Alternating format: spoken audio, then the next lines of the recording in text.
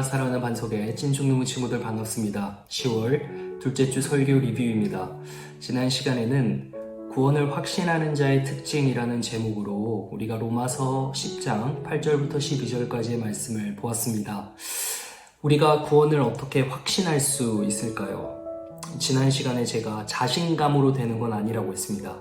그 자신감은 나의 생각과 판단, 그리고 나의 경험에서 비롯된 것이기 때문에 내가 남들과 비교했을 때 무언가 우월하다라고 느끼는 것이 있음으로 인해서 내가 구원조차 확실히 내 것으로 만들 수 있다는 교만에서 나온다고 말할 수가 있겠습니다.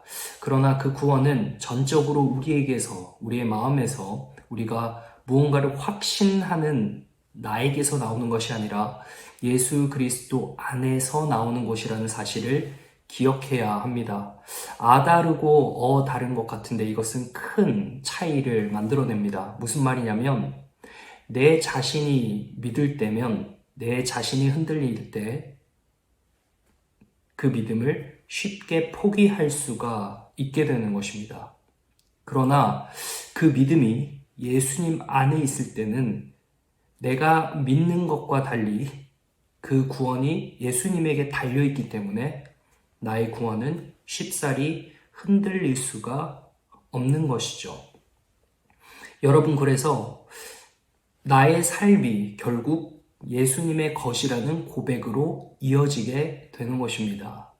예수님 안에 있을 때 말씀이 풍성해지고 그 말씀으로 인해서 내 삶이 변화되어가는 모습을 통해 내가 육신이 밥을 통해 살찌듯이 말씀을 통해 내 육신뿐만 아니라 내 영적인 것이 부요하게 되는 것까지 체험하게 된다는 것입니다. 여러분, 우리가 이 구원을 받았다는 확신이 어디서 나타난다는 것을 볼 수 있을까요? 그것은 바로 말씀을 가까이 하느냐의 여부에 달려 있습니다. 우리가 영원한 생명을 받았다면 그 영원한 생명에 이르기까지 현재를 살아갈 수 있도록 만들어주는 마음의 원동력, 그 힘이 바로 말씀에 있다는 겁니다. 영원한 생명의 코드는 하나님의 살아있는 말씀입니다. 여러분, 우리가 이 말씀을 가까이 해야 합니다. 이 말씀을 가까이 한다는 말은 나와 일체가 되도록 한다는 거죠. 바로 입술에 있듯이, 마음에 있듯이 말이죠.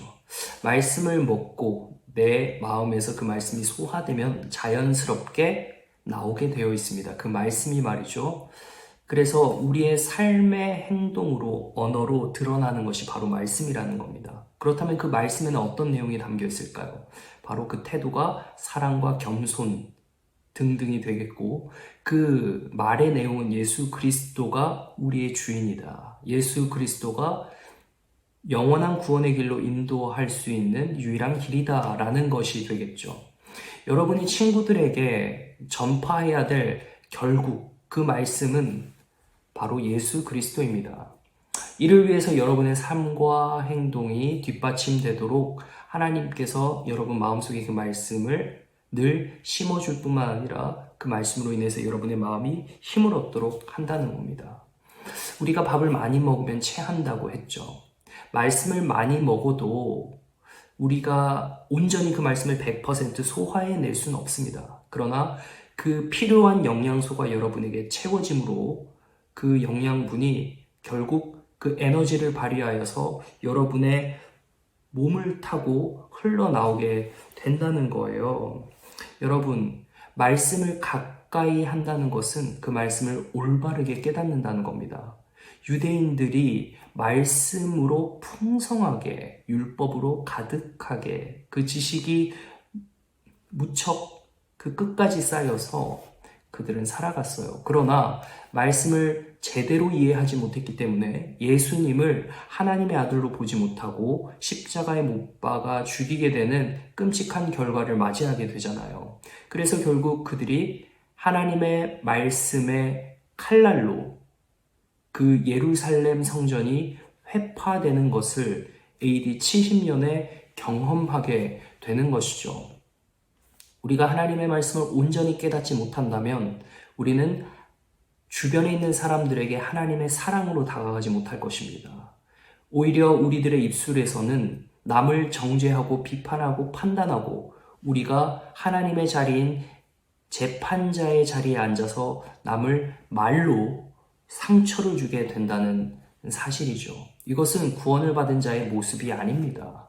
그래서 우리가 늘 주의해야 될 것은 말입니다. 그 말이 어디서 흘러나오나요? 마음에 있는 것에서 흘러나온 것이죠.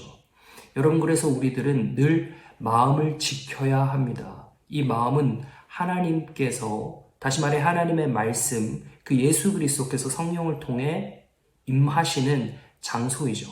그래서 우리의 육체는 성전이라고도 표현을 하는 것입니다. 여러분, 우리의 말 끝에 남을 해하는 독이 있지는 않은지 늘 여러분의 말을 주의하시길 바랍니다.